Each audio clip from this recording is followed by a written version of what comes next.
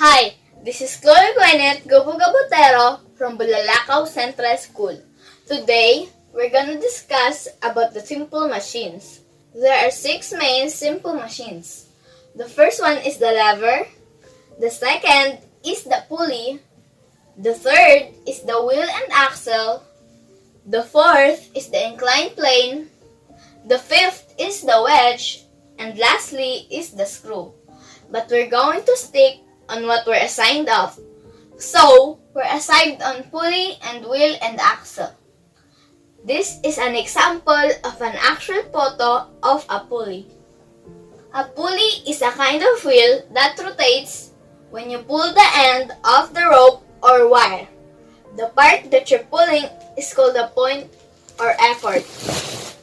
At the other end of the rope or wire, there's something that needs to be lifted.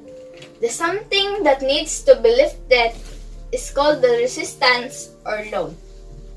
And the parts of the pulley are the fulcrum, the point or effort, and the resistance or load. There are 3 different types of pulleys. The first type is the fixed pulley. The second one is the movable pulley, and the third is the compound pulley.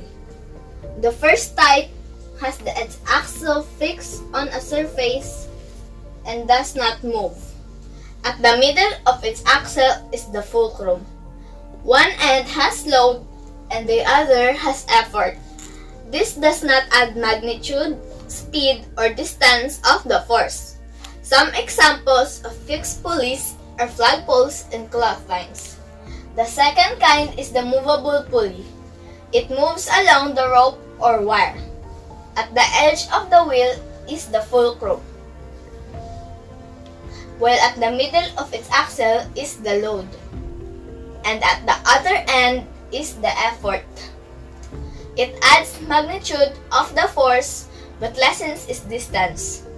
Movable pulley is used in zip lines, weight machines, and elevator cables.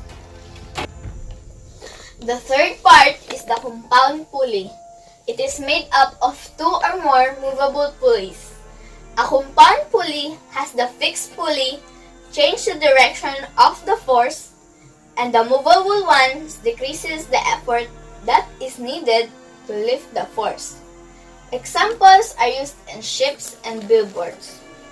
While the wheel and axle is a wheel rigidly attached to a rod called the axle. These 2 parts rotate together such as force is passed from wheel to axle. The wheel gives an effort force while the smaller axle produces an effort force. When wheel turns, axle also turns. The bigger the wheel than the axle, the easier you need to exert. Some examples of wheel and axle are car steering wheel, egg beater, sharpener, bike chains, and gears are all wheel and axle. Thank you for watching. Again, this is Gwyneth Gabutero of Bulalacao Central School.